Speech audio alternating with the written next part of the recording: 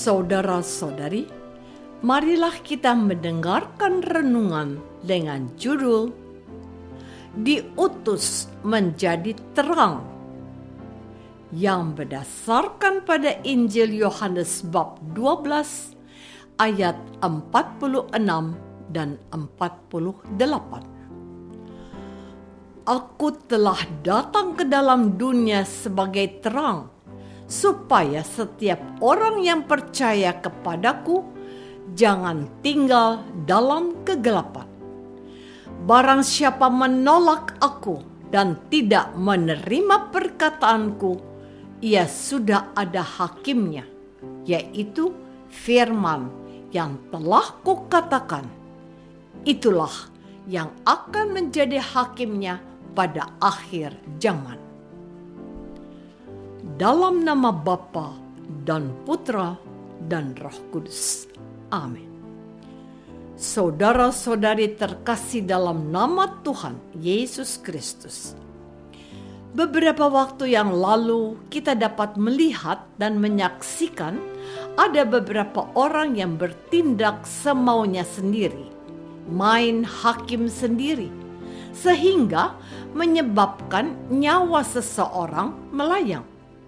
Seorang kakek usia 80-an tahun dan sedang mengendarai mobilnya diteriakin maling atau pencuri.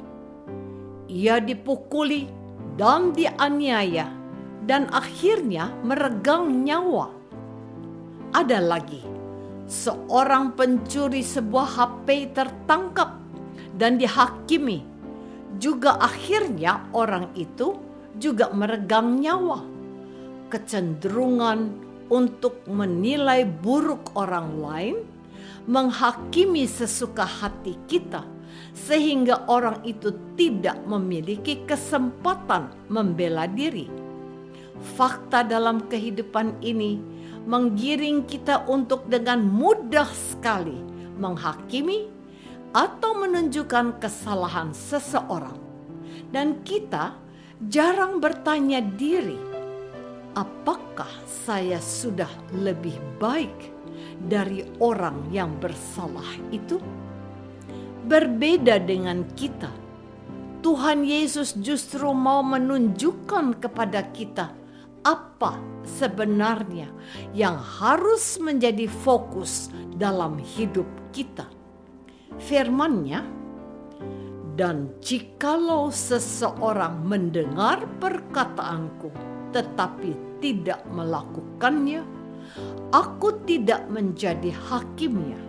Sebab aku datang bukan untuk menghakimi dunia, melainkan untuk menyelamatkannya.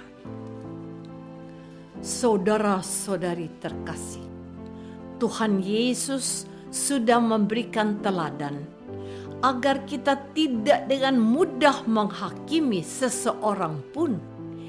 Ia mau kita menjadi pribadi yang menyelamatkan sebagaimana Dia telah datang ke dunia, bukan untuk menghakimi dunia yang penuh dosa. Aku telah datang ke dalam dunia sebagai terang, supaya setiap orang yang percaya kepadaku jangan tinggal dalam kegelapan. Kebiasaan buruk yang dengan mudah menyalahkan seseorang dan menghakimi semau gue itu harus dihentikan. Sebab seperti Dia tidak melakukan penghakiman kepada kita yang tidak menaati perkataannya, demikian kita tidak berhak melakukan penghakiman. Hanya Bapa saja yang berwenang untuk memutuskan apakah seseorang patut dihukum atau sebaliknya tidak patut dihakimi.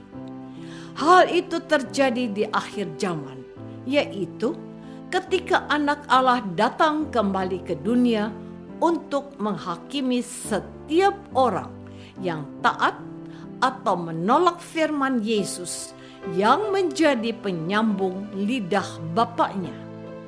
Jadi, apa yang aku katakan? Firman Yesus, aku menyampaikannya sebagaimana yang difirmankan oleh Bapa kepadaku. Saudara-saudari terkasih, setiap orang Kristen diminta oleh Tuhan Yesus untuk percaya kepadanya. Dan kalau kita percaya kepadanya, maka kita akan hidup dalam sukacita terangnya dan tidak lagi hidup dalam kegelapan. Dengan kata lain, Tuhan mau kita mendengarkan perkataannya yang akan membimbing dan menuntun kita pada cara hidup yang berkenan kepada Bapanya. Bahwa ada orang yang tidak mau mendengarkan perkataannya. Itu adalah pilihan orang yang bersangkutan. Tuhan sudah datang dalam hidup kita sebagai orang Kristen. Ia juga sudah mendidik kita melalui firman-Nya. Tetapi jika ada orang yang mendengar dan tidak melakukan perkataannya, maka firman itu yang akan menghakiminya.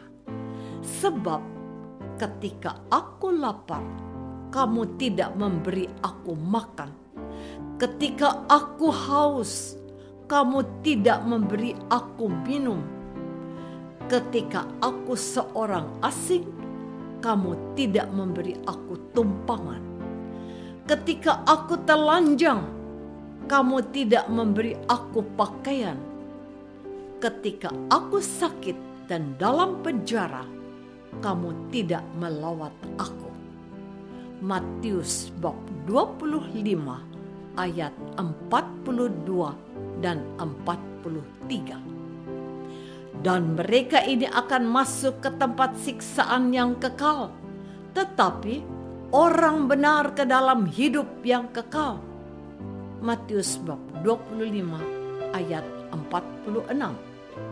Bukankah Tuhan Yesus oleh firman-Nya sudah mengatakan kepada para murid-muridnya, kamu harus memberi mereka makan.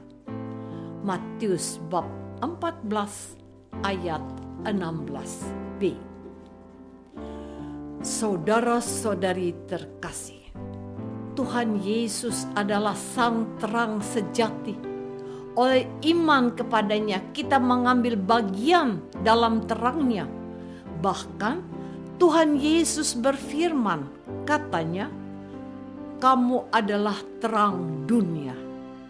Hendaklah terangmu bercahaya di depan orang, supaya mereka melihat perbuatanmu yang baik dan memuliakan Bapamu yang di surga. Matius bab 5 ayat 14a dan 16. Kita dipanggil Tuhan Yesus untuk ambil bagian dalam perutusannya membawa terang keselamatan pada dunia, bukan untuk menghakiminya. Bagaimana Tuhan Yesus diutus Bapa untuk menyelamatkan dunia ini? Setiap orang Kristen juga diutus oleh Tuhan Yesus untuk menjadi terang yang memberikan kehangatan, kedamaian, dan harapan akan hari esok yang memberikan kebahagiaan. Kita sebagai orang Kristen tidak dididik untuk menghakimi, sebagaimana Tuhan Yesus sendiri mengajar para murid-Nya di atas bukit. Jangan kamu menghakimi, supaya kamu tidak dihakimi. Karena dengan penghakiman yang kamu pakai, kamu akan dihakimi. Matius bab 7 ayat 1 dan 2a. Kita dididik untuk belajar menahan diri terhadap kekurangan yang ada pada orang lain. Tuhan meminta kita untuk belajar memahami bahwa tidak ada orang yang sempurna, sebab hanya Bapa-Mu lah yang di surga adalah sempurna. Marilah kita berhenti menghakimi sesama dan berlomba-lomba untuk berbuat baik, sebab Tuhan Yesus telah menyerahkan diri bagi kita untuk membebaskan kita dari segala kejahatan dan untuk menguduskan bagi dirinya suatu umat kepunyaannya sendiri yang rajin berbuat baik. Dari Titus bab 2 ayat 14. Apakah aku sanggup menjadi terang bagi sesamaku yang berada dalam kegelapan? Marilah kita berdoa. Bapa yang Maha Baik, kami bangga memiliki Tuhan seperti Yesus yang mendidik kami untuk menjadi terang dunia. Bantulah kami untuk mengerjakan segala sesuatu yang baik sesuai dengan didikan Tuhan Yesus. Dialah Tuhan dan pengantara kami. Amin. Semoga kita semua selalu dinaungi dan dibimbing oleh berkat Allah yang Maha Kuasa, Bapa dan Putra dan Roh Kudus. Amin.